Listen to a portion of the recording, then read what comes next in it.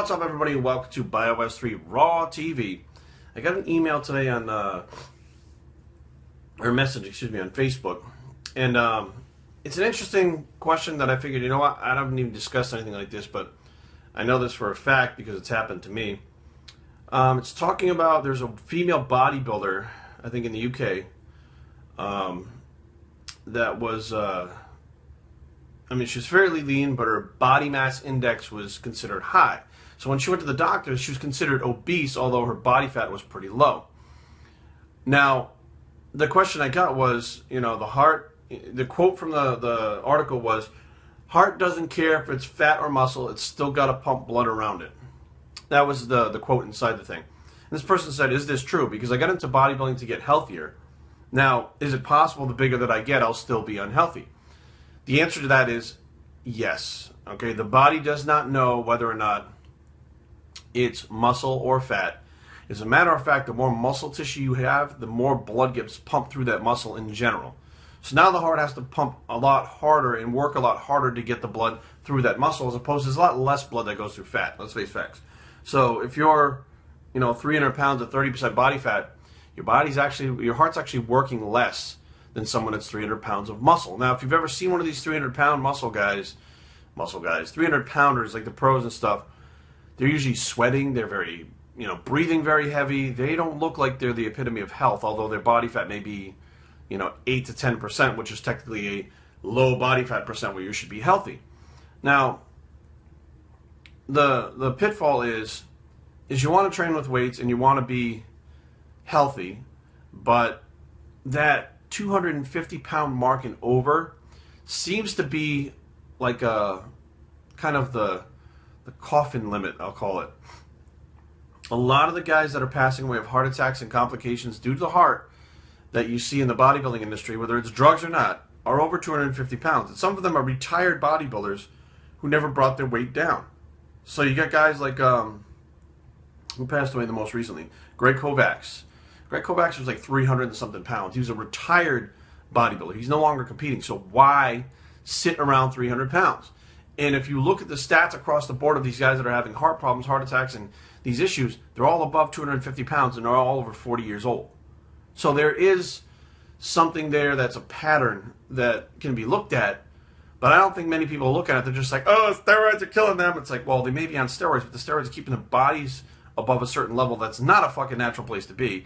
They're older, and more than likely they have enlarged hearts. The bigger you are and you train with weights, your heart gets enlarged. Now, I told a story time about me having pneumonia. I don't think I ever added that. While I was in the hospital, the doctor told me that I had an enlarged heart. I was like 22 years old or 23 years old or something like that.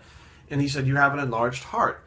So he said, this could be from, just the intense weight training over a period of, 5, 6, 7 years. This could be from the growth hormone use. This could be from the steroid use. This could be from abusing your body with opiates. It could be from so many things that, right now it really doesn't matter because it's not going to reverse itself. We want it to not get any worse. And I told him, I said, Doc, I said, I don't know what it's from. Could it be genetic? And he said, absolutely, it could be genetic. We don't know what it's from because, I haven't treated you since you were a little kid. You weren't run all these heart tests to find out whether or not, it was normal before you started lifting or whatever. He's like, who knows? It could be whatever, but it's there. And, I asked him, I was kind of scared. I said, am I going to die? He's like, well, someday you're going to die, but, it doesn't mean you're going to die now, but you don't want to do anything that's going to, make it progress any faster, i.e. take growth hormone, continue training with weights intensely. And at that point, like 22, 23 years old, I had to make a decision. I said, you know what? I really like my life and what's happening. Actually, I was on heroin at the time. It was a miserable time. But the weight training and stuff like that had given me such a purpose and such a positive thing that sometimes it was the only positive thing in my life. And bodybuilding itself, which saved me, the steroids that I was on saved me from dying in the hospital from pneumonia that day. I looked at it like I have two choices. I can either play it safe and hope it doesn't happen, like I have a heart attack, which it could still happen anyways, or I can live my life, not push things to too far extreme, although I went to extreme after that, and enjoy whatever life I have and get the most out of it. And if it starts giving me problems, I'll worry about it then and make a decision then. And that's what I did. I decided to do what I want to do. Keep track of it if I, which I didn't really keep track of it. I was like, fuck it, the damage is done. I'm not, it's a stupid, young mindset, immature mindset like that. And, you know, it basically, I was healthier in one aspect because I was big and strong. I made it through pneumonia. But in one aspect, my heart was not as healthy because of it. So there was a trade-off. There was a balance. And I think that's like anything else in life. There's a balance. Now, do I think you're going to live longer than if you're lean and your body mass index is high? Do I think you're going to live longer than somebody who's fatter? No, I actually think you're not. Based on the stuff I've been listening to, I can't remember the doctor's name. Dead Doctors Don't Lie is his book. But the average couch potato lives to be 75. And people that really exercise hard usually fall short of that due to whatever reason. At least 3 to 5 years short of that. So, he's trying to figure out why people fall short of. Now, this is going off in a whole different direction, so this has nothing to do with body mass index. But he's saying that people that exercise deplete their minerals, which that could be the cause of heart attacks and aneurysms. So could you have a high body mass index and make sure you get all your minerals in and your vitamins and micronutrients and live a longer, healthier life? Possibly. But the body mass index itself is something that, I think the research and the studies and the information is there that the higher your body mass index is, the more of a chance you have of dying early. Biowestertraining@gmail.com. Leave comments down below, but don't fight. www.biowestertraining.com is the blog, and where is the body mass index bicep, and we're out.